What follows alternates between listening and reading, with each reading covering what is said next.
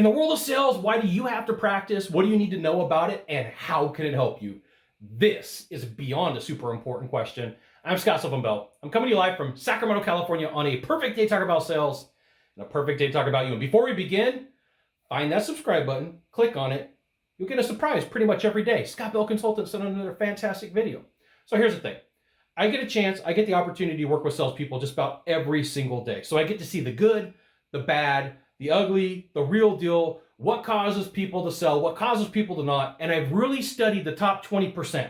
The top 20% of salespeople, they practice. The bottom 80, the bottom 80% of salespeople will fight in a meeting to not practice. They will show up late.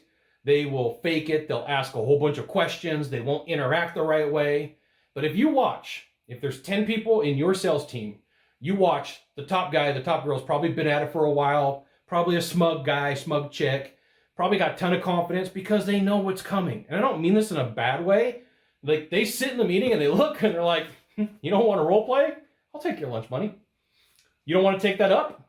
I'll take your lunch money. And the salespeople who struggle, they're like, that sales guy, that sales girl is a jerk, right? Because they won't interact with me and they won't give me the information. I can tell you that almost everybody that I know that is a closer, if you ask them, hey, can you role play with me? I'm really struggling.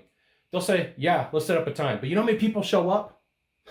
Not all the time, do they? You want to know why? Because people are scared to look dumb, silly, and they don't want to be told what they're doing wrong. There's times where companies will hire me and I'll go work with somebody and the person will show up late. The person won't be there. I'm like, what is going on? I mean, I get paid.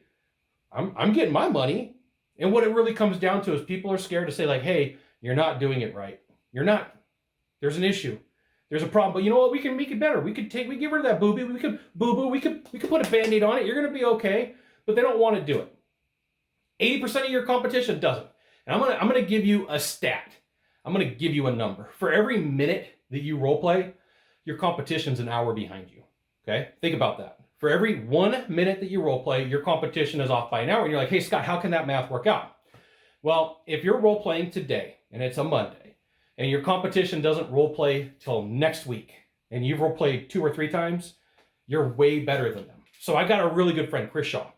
And in 2006, 2007, every morning on my own time, I would coach him. 6 o'clock in the morning, we would do the door approach. Knock on the door. Hey, here's what I'm here for. We would do it probably 15, 20, 30 times each. And so by the time that we got to our first appointment, we had already knocked on the door like 15, 20, 30 times, whatever the number worked out to be.